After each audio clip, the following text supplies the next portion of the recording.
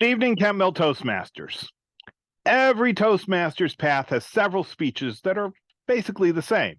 Some are very flexible, some are very specific, such as understanding your leadership style. The first time I gave this speech, I talked about Toastmasters related things, as many people do. The second time I gave this speech, we were still in the pandemic, and I talked about making a Minyan, which is about my role as one of the key people helping organize restarted synagogue services during the pandemic.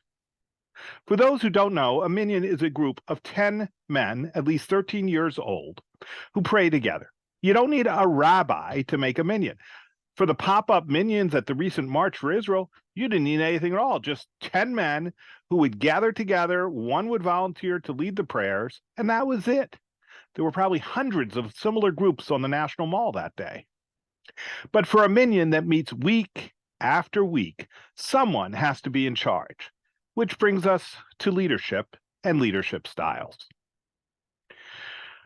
As usual with this speech, I went through the little leadership quiz in Pathways, and the results were similar to the last time.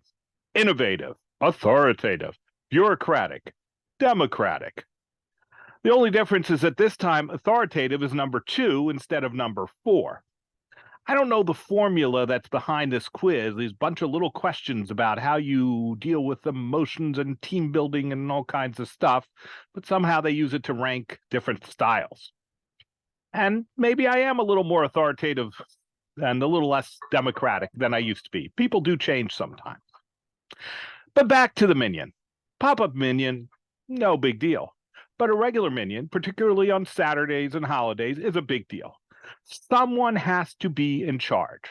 He is called the Gabbai. Someone has to read the Torah scroll on Saturday mornings and certain holidays, depending on the time of the day. Someone has to lead the actual services, lead the prayers.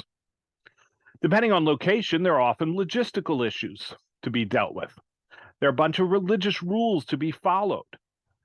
Some of them are kind of obvious about decorum, and some of them are not so obvious, the little details. And some of those rules have evolved over time, depending on circumstances. To be honest, I generally prefer to just be a participant. I'll wait for the gabbai to call on me to do something, and then I'll do it, and then I'll go back to my corner. I really, in synagogue, really do sit in my little corner. But sometimes you have to do things. And this was one of those sometimes. Along came COVID-19.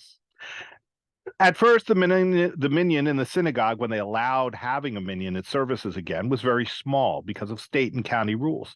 Gradually got bigger and eventually was almost back to normal. But then along came the vaccines. And for reasons that I won't get into now, I've given other speeches about it, I wasn't about to take the vaccine. Next thing I knew, my synagogue had kicked me out. I'm back now, there's no problem. But for a while, I was out. So a friend of mine said, hey, I know you've got this problem. There's this backyard Minyan, and it turns out to be just about across the street from me. Come on over, you'll fit right in. And I went over, and I was not a leader. This other guy was the number 2. There was another person who was and still is most of the time the number 1 guy, the gabbai, who really runs the show. So I would occasionally lead services, not much at the beginning because my dad had passed away, and that's more of those complicated Jewish rules, but eventually I started doing more stuff. But then a strange thing happened. The number 2 man had issues and eventually left town.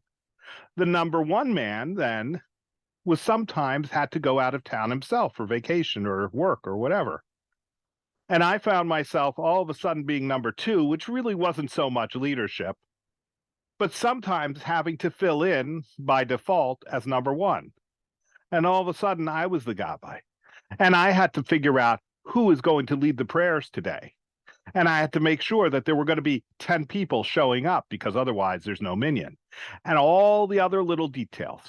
Now, I had some help. It was never just a one-man job. After all, if we were having 10 people together, the others had to do things too. And some of them did, and some of them still do. But every so often, for a few weeks, I was the leader, effectively by default. Now, finally, I'm back. Been a while now, back in the synagogue, but this Minyan in the backyard across the street, well, if I'm number two and sometimes number one, they need my help. So I do what leaders do, and I do what has to be done. And so I still help them out, and I still attend. After all, really, really close. So back to my leadership style: innovative, authoritative, bureaucratic, and democratic. Innovative applies in a lot of ways. What I do in work can be argued a lot of it is innovative tech development. Sometimes what I've done in the synagogue, but in this little small group, no, nothing innovative. There's no place for that in certain situations. And a good leader has to figure out how to adapt and know when they can be innovative and try things differently, and when they have to just go follow the rules and get things done. Authoritative, yes. Sometimes when you're a leader of a small group and somebody wants to do something and you're like, no, that's not going to work, you have to be the one to say no. Bureaucratic, not much bureaucracy in a small group, but a little bit of that. Democratic, sometimes yes. Sometimes it would say, you know what? We've got a different situation. Maybe the timing should be different this week. Let's take a vote, a show of hands. Do you want early? Do you want late? So we could do some of that. But thankfully, I don't have to be a leader of that group all that much. I'm happier being number two. I'd be even happier sitting in my corner. Not a choice there. But as there are many things in life, we have to adapt. And sometimes leadership is something we want. Sometimes it's something thrust upon us. And sometimes we can just attend. And sometimes we really have to help when it comes to making another Minyan.